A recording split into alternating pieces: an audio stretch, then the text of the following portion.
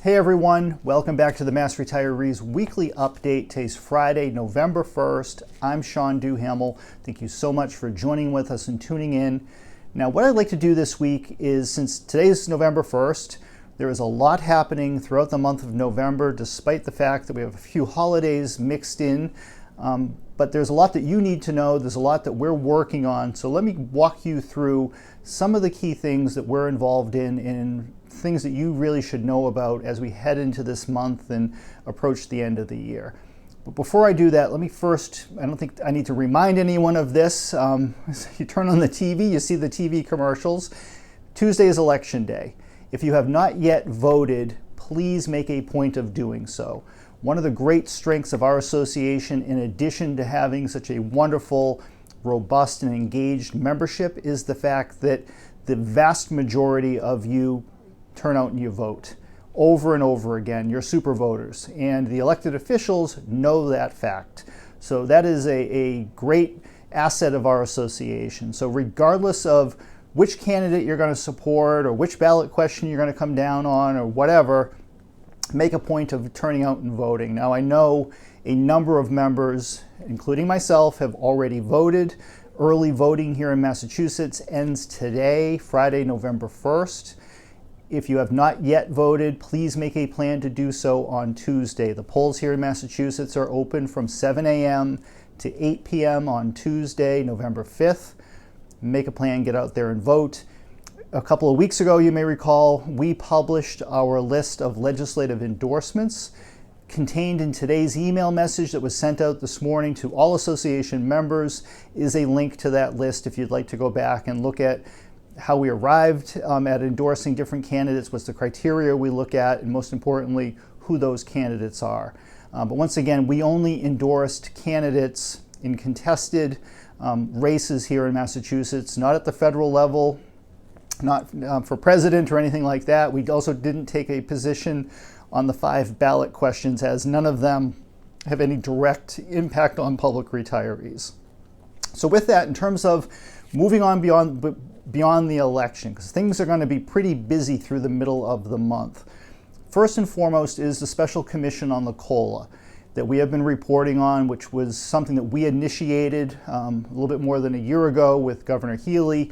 She included it in her budget, and of course it was passed by the legislature, signed into law as part of the FY25 budget, and we are now awaiting the start of the COLA Commission. Now, there's been a lot of work taking place on our behalf behind the scenes, preparing for the COLA Commission. Some of that work we reported to you last week in terms of the new state valuation. That's the kind of information that's going to be on the table that will be considered by the 9 members serving on the COLA Commission. Our association president, Frank Valeri, is our nominee and appointee to the commission. He was sworn in by Governor Healy's staff a couple of weeks ago, and we're anticipating that the official beginning or start of the commission will hopefully be sometime over the next couple of weeks. We will be reporting to you on the details of that commission once things get up and running. The other big thing that's happening amongst everything else this month is the return of Congress to formal sessions on November 12th. Congress has been in recess for the better part of the last 5 or 6 weeks. This is a normal recess period that takes place in the fall during an election year cycle. They then come back into session after the election for what's commonly referred to as a quote-unquote lame duck session. But that session returns on November 12th. Why that is so important this year, of course, is the fact that a discharge petition that would force H.R. 82, which is the federal legislation fully repealing both the WEP and the government pension offset laws, that discharge petition achieved majority support in the House. That should force a vote on the House floor sometime in the coming weeks, once Congress is back into session, on the issue of WEP and GPO. At this point in time, the details of when that may take place remain to be seen. We will know more once Congress is back into session. Now, next week, Nancy McGovern and I are attending a healthcare conference in Washington. It's the Public Sector Healthcare Roundtable's annual conference. The roundtable represents public health insurance plans from all across the country. So think of plans like the GIC, but from all of the states. I believe 35 to 40 states belong to the Healthcare Roundtable. This is their 20th annual conference. It's a fantastic conference. Our association has been involved with the Roundtable now for several years. And given everything that's happening in the healthcare marketplace, both in terms of plan design, rising costs, new initiatives, it is very instructive to get together not only with our peer organizations, and my friend Tim Lee from the Retired Texas Teachers, they will be in attendance, but also we'll be hearing from health plans from across the country, learning what different plans are doing, trying to address the rise of healthcare, trying to avoid cost shifting. So it's important that we participate in this. We're going to learn a lot, which is really important, that we can bring that information back to Massachusetts. It allows us to better do our jobs on your behalf. Now, the other important point is while we are in Washington next week, we are going to spend some time on Capitol Hill. Our hope is to be able to have some sit-down, face-to-face, first-hand meetings with key congressional staff who are directly involved in Social Security and the issues of weapon GPO. I'm not sure if we're going to get all the answers that we're looking for, which would be wonderful to be told this is going to happen and we're going to repeal these laws and it's, everything's going to work out. But we're going to do everything we can to continue to advocate on your behalf, continue to advocate that these issues be resolved and an end finally be brought to weapon GPO. But if nothing else, we're going to be there, we're going to get the firsthand information, and we will share that with you once we are back from Washington and once we have a better understanding of what Congress is prepared to do when they come back into session again on November 12th. Now, right after the healthcare conference in Washington, the State Group Insurance Commission will be holding their November meeting. It's an in-person meeting taking place here in Boston. Why this meeting is important is really for a couple of reasons. First of all, it kicks off the FY fiscal year 26 insurance plan year. It kicks off the plan design process, the rate setting process that will be finalized in the early winter of 2025. So this, even though the GIC staff has been working on these issues now for many months, the work really never stops behind the scenes. Now it will be put before the full commission in a public setting, so those conversations and debates and so forth will be out there for the world to see. Every GIC meeting, of course, is broadcast live on YouTube, and it's just one of those silver linings that came out of the pandemic where a lot of these governmental meetings, they used to be held in person only, and if you weren't in the room, you couldn't see what was going on. You wouldn't have any firsthand knowledge of what was going on.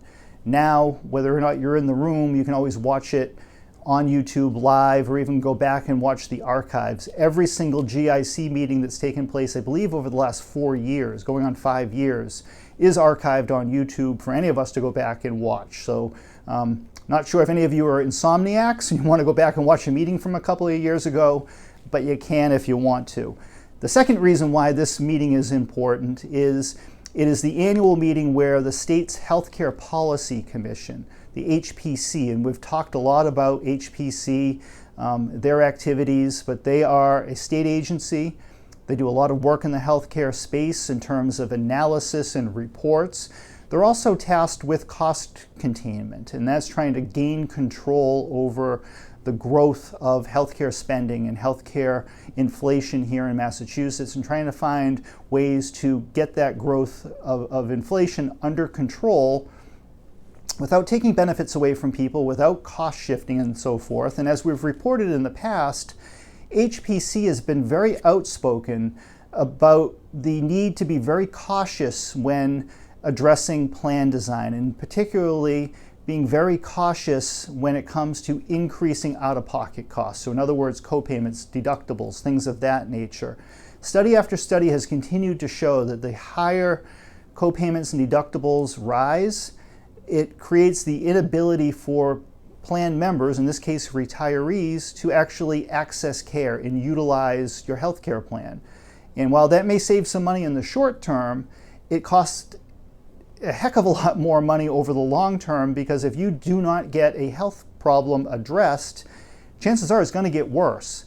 And that's not good for you, it's not good for your long-term health, and it's certainly not good for the bottom line, because if your condition gets worse, chances are it's going to be more expensive to address down the road. And that's what more and more studies are showing, and at the end of the day, it really just comes down to some common sense. So you can't be short-sighted on these issues. That's why it's so important that we're directly involved, that we have a seat at the table whenever possible, and that we continue to educate ourselves and be able to bring that expertise to bear when it comes to representing your interests, particularly with healthcare issues that are becoming more and more complicated and more expensive every time we turn around. Now, the other thing that I want everyone to be aware of, we have 2 association meetings taking place in November. The first meeting will be our Teletown Hall event, which is a virtual meeting. That meeting takes place on Friday, November 15th. And we'll have a lot of information to share with you. Hopefully, we'll have some updates on the COLA Commission. We'll certainly have updates of what's happening in Washington, D.C. with the weapon GPO, the success of our pension plan. We should have our September and October pension fund earnings, hopefully by the 15th, that we can share with everybody. So if you are an association member and you're available at 1 o'clock on the afternoon of November 15th, please participate in the Teletown Hall.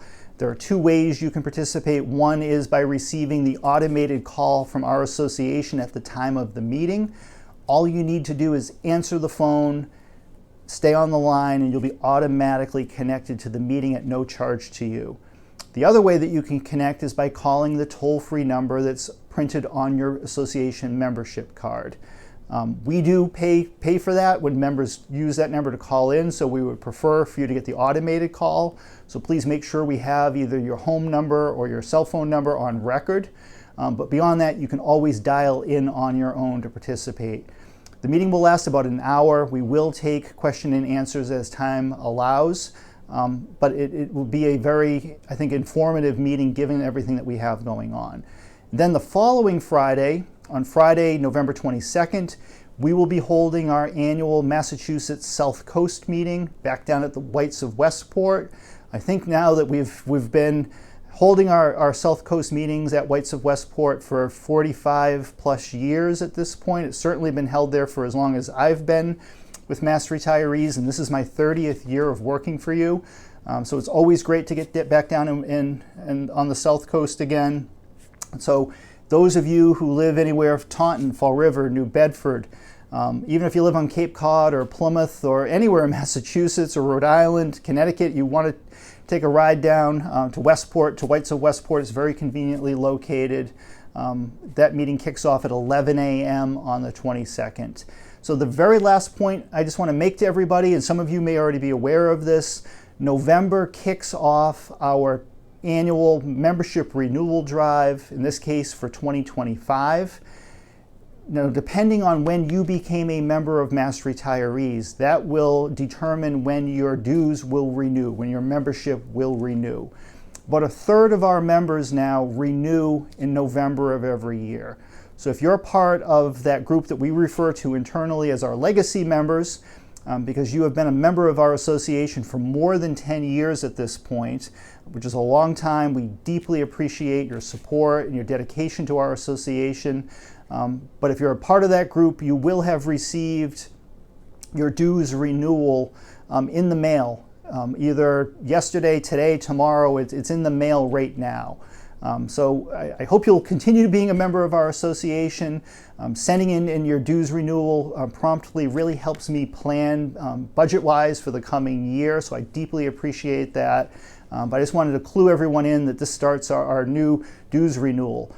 If you're a newer member of our association, someone who's joined within the past 10 years, you renew on your anniversary date. So if you joined in December, that's when you'll renew. If you joined in March, that's when you'll renew. So the membership is a little bit split up in terms of the renewal dates, and it just kind of spreads things out for us internally throughout the year. But thank you so much for your support of our association. Thank you for tuning in and watching these videos. If you're not a member of our association, please consider joining. We represent all retired public employees across the Commonwealth of Massachusetts, whether you are a state retiree, local retiree, retired public school teacher. We represent everyone who worked for the public here in Massachusetts. We also have an associate member program for those of you who are active employees, not yet retired, but you're interested in learning more about your eventual retirement, and you want this information for part of your retirement planning process, or you just want to be involved in retirement advocacy, knowing that at one point you're going to be a future retiree. So we have an associate member program as well. Both retirees and associate members can join online by visiting massretirees.com. Right up in the banner are the various tabs depending on what category you would fall under. Tune in again next week for additional healthcare information, and then we will have a large update for everybody on Friday the 15th in terms of what's happening in Washington with weapon GPO and some of the information that we learned from the healthcare conference. Meanwhile, be well, everybody. Happy 1st of November, and we'll be back to you again real soon. Bye-bye.